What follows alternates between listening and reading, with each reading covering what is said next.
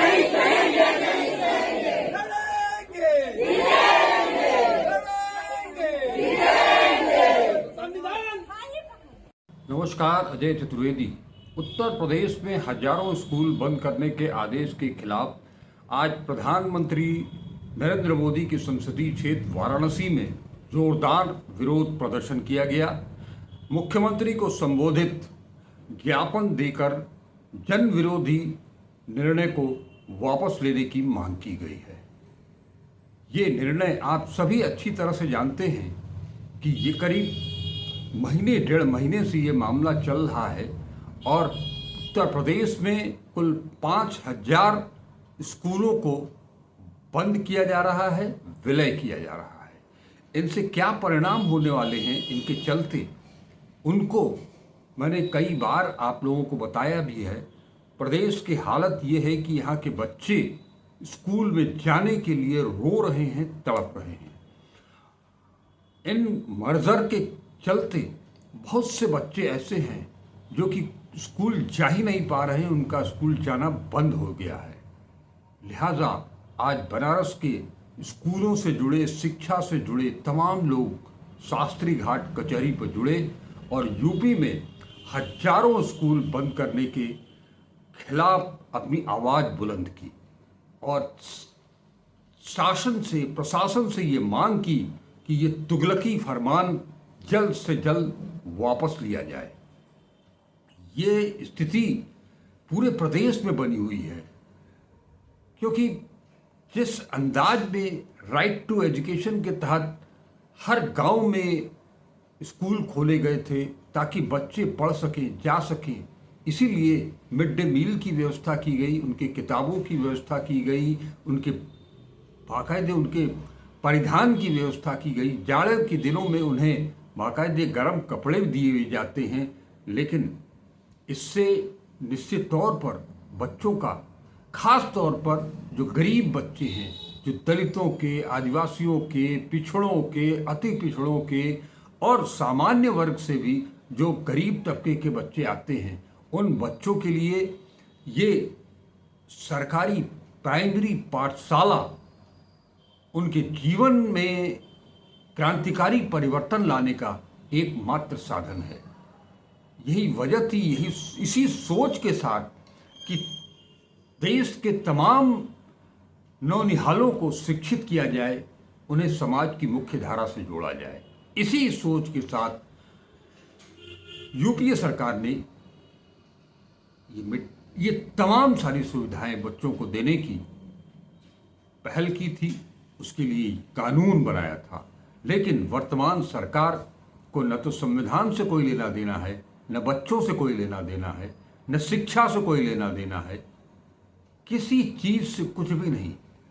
लिहाजा आज जुटान जो हुई उसके तहत लोगों ने राष्ट्रपति के नाम संबोधित ज्ञापन बीएसए को सौंपा। मुख्यमंत्री को तो ये ज्ञापन भेजा ही गया है, राष्ट्रपति को संबोधित ज्ञापन भी दिया गया है और उसके बाद बाकायदे वहां से वो निकले और सड़क पर नारेबाजी करते हुए स्कूलों के पक्ष में, शिक्षा के पक्ष में नारेबाजी करते हुए वो बीएसए कार्यालय से शास्त्री घाट तक पहुंचे और वहां उन्होंने जम करके नारेबाजी भी की, बयानबाजी भी की, भाषणबाजी भी की और इस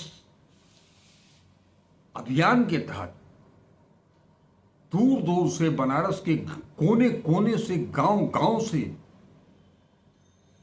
वो शिक्षक, शिक्षिकाएं,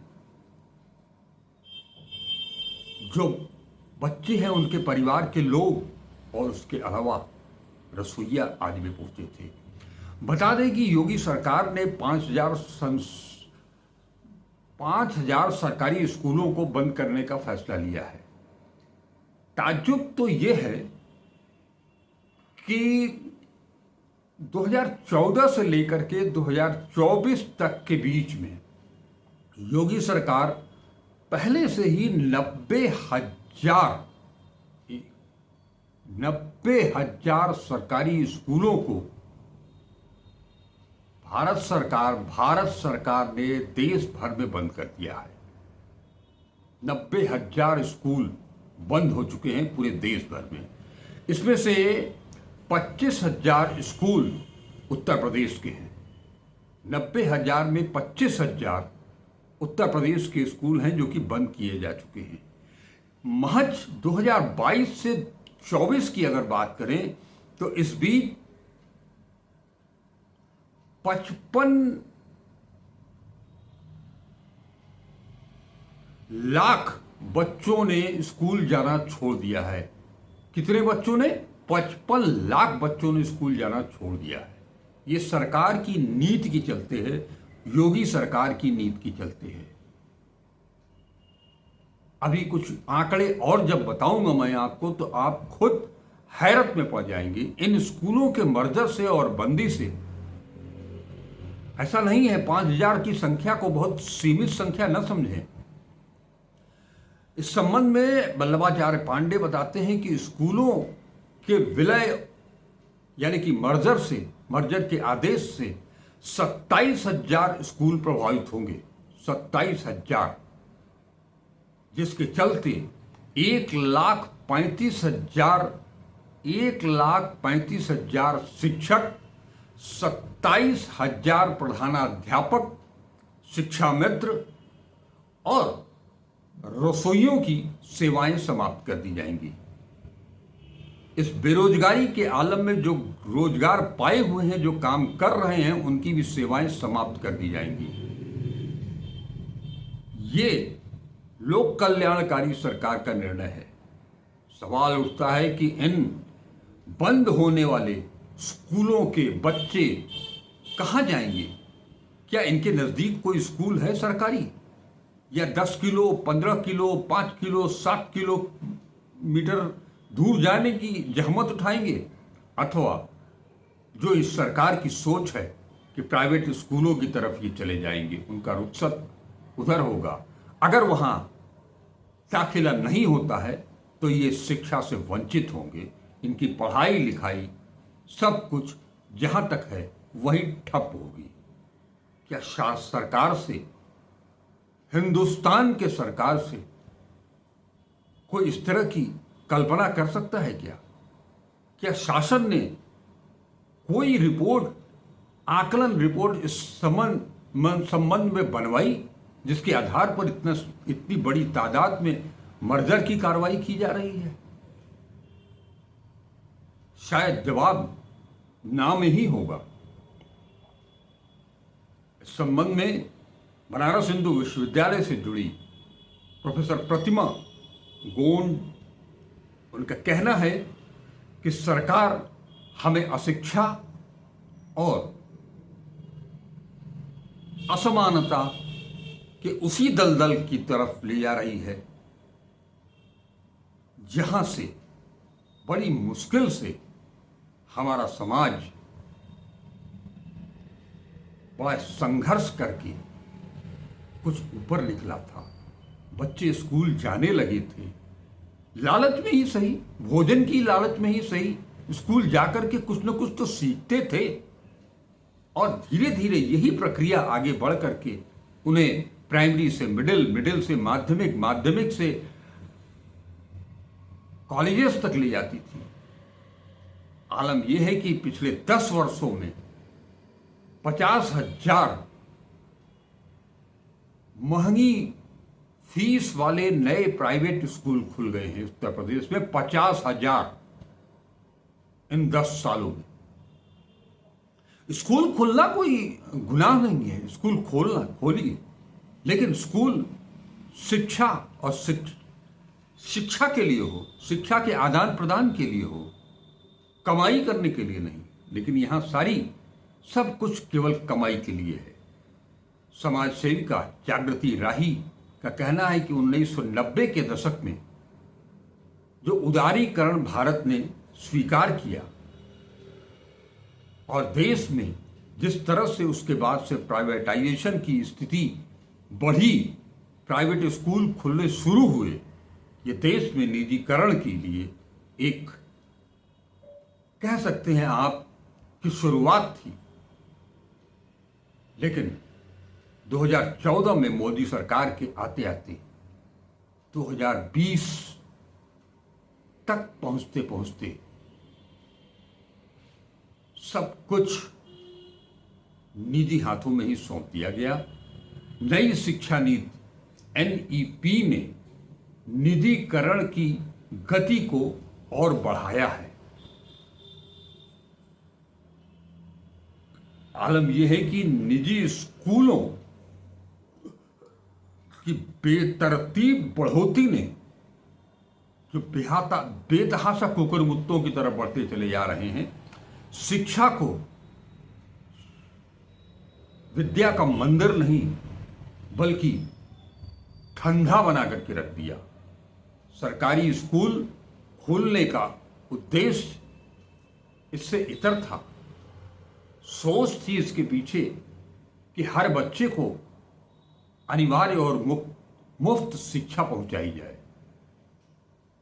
सरकार को चाहिए था कि वह इन स्कूलों को और बेहतर करती, ताकि जो कुछ बचे खुचे बच्चे भी हैं जो कि स्कूल नहीं जा रहे हैं या जिन्होंने बीच में पढ़ाई छोड़ दी, वो भी उनकी भी वापसी हो सके और खास तौर पर हर जाति हर वर्ग के बच्चों को बेहतर शिक्षा मिल सके, निःशुल्क शिक्षा मिल सके।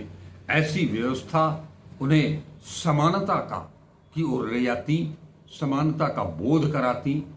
निजी स्कूलों की दुकानें बंद हो जाती, लेकिन ऐसा नहीं हुआ। उल्टे सरकारी स्कूलों को, सरकारी विद्या मंदिरों को ही बंद करने की, मर्ज करने की तैयारी शुरू हो गई। और इसके पीछे जो कारण दिया जा रहा है, मैंने पिछले एपिसोड में बताया भी था कि 27,000, जैसा बताया 27,000 स्कूल प्रभावित होंगे और इतनी ही तादाद में प्रदेश में शराब की दुकानों के लिए लाइसेंस खोले गए हैं। इस संबंध में कुसुम वर्मा कहती हैं कि स्कूलों को बचाने के लिए हम सबको संकल्पित होना होगा।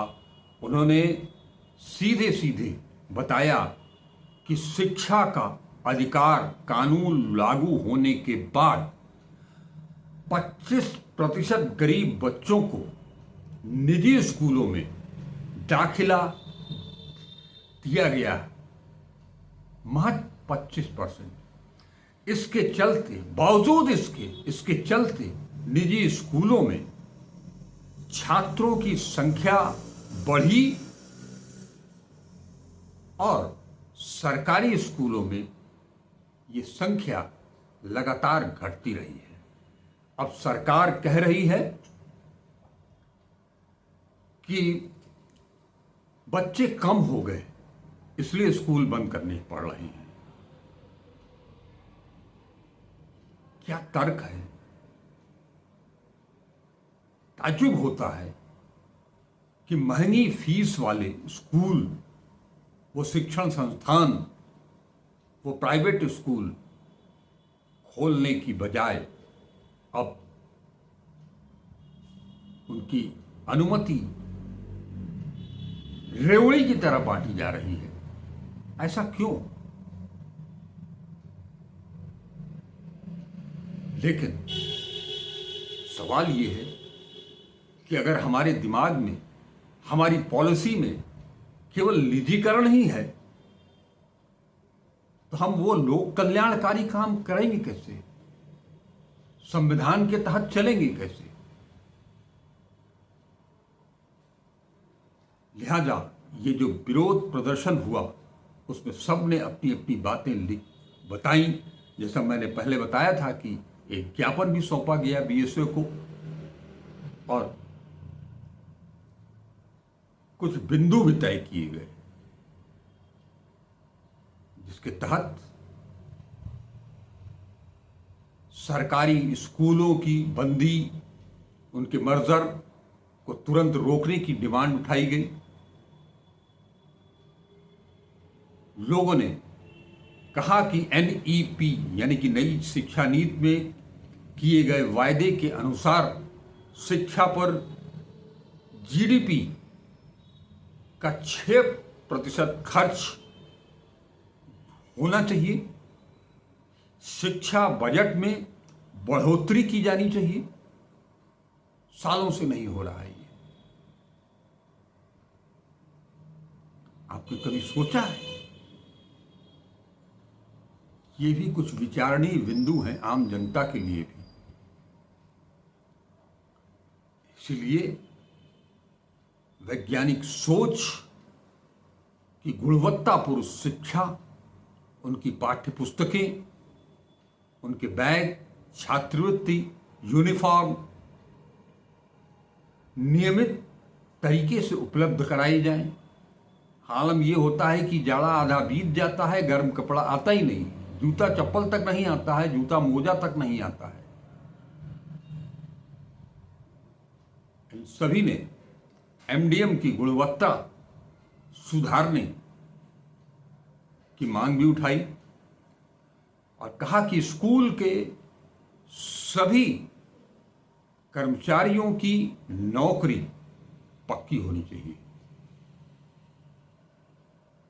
यहां आउटसोर्सिंग की कोई जरूरत नहीं है। स्थायी कर्मचारी भी हो, स्थायी शिक्षक भी हो, स्थायी रसोइया भी हो, परिचारक भी हो, लिपिक भी हो, तब जाकर के काम चलेगा। शिक्षकों और कर्मचारियों की भर्ती प्रक्रिया पारदर्शी बनाई जाए। ईमानदारी के साथ ये सारी नियुक्तियां हों, इसमें कोई घपलेबाजी न हो, जिसके चलते स्कूलों में, सरकारी स्कूलों में टैलेंटेड लड़के आए शिक्षक बनकर के। स्कूलों में आधुनिक और वैज्ञानिक सोच की शिक्षा सुनिश्चित कराने पर बल दिया गया है। इसके लिए स्कूलों की जवाबदेही भी तय होनी चाहिए। ये शिक्षकों की भी मांग है।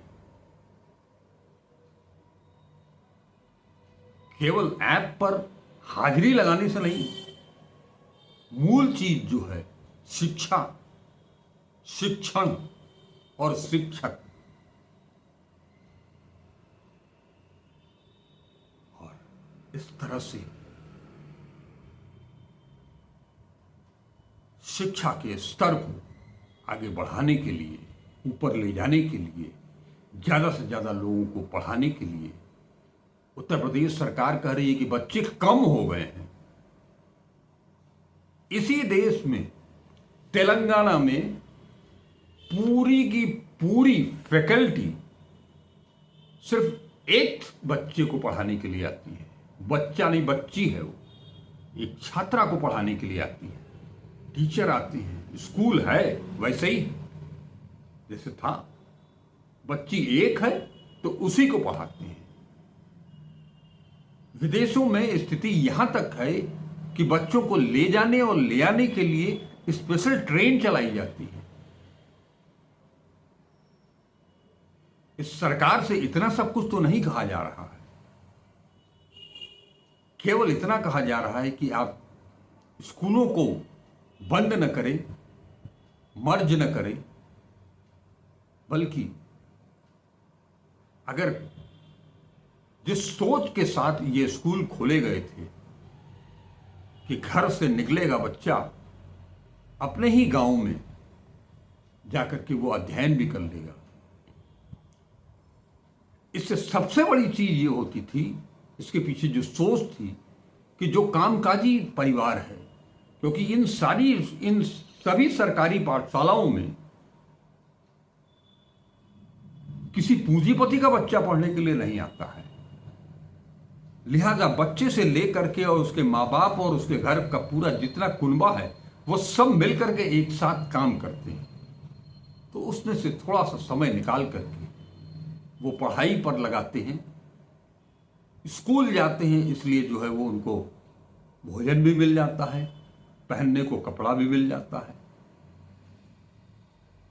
लेकिन जब आपने ये स्कूल मर्ज कर देंगे तो बच्चों को की स्थिति आज ये है कि 8-8, 10-10 किलोमीटर तक कोई स्कूल नहीं है।